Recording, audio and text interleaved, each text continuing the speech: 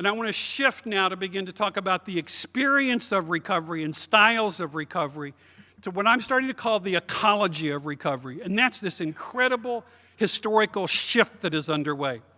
So far, everything we've done with addiction has been primarily focused on intrapersonal dynamics, to a little bit interpersonal dynamics, particularly related to the family. And I probably should make a very quick footnote on family related to this, because we did try to look at the whole issue of family recovery as part of this research review that we did.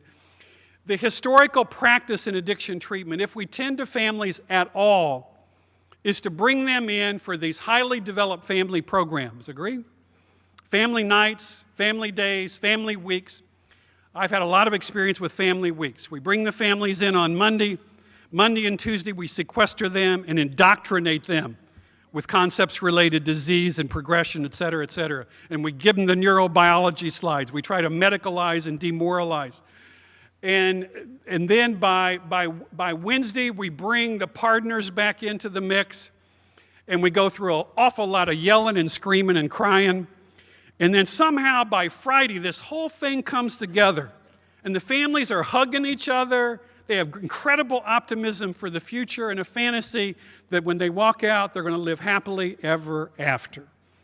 And that's kind of the illusion or delusion of Family Week in the United States. And unfortunately, we have research that suggests that recovery is horribly destabilizing for families.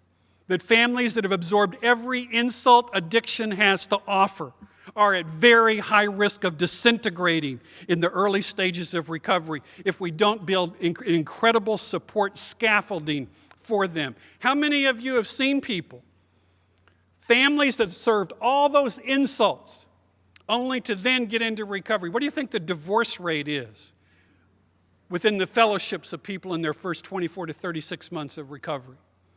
And we do nothing for those families. We do nothing to prepare them. We do nothing to support them. Stephanie Brown refers to this as the trauma of recovery, for God's sakes. What incredible language. And we have not yet come to really deeply understand what that means and what our role is in guiding families.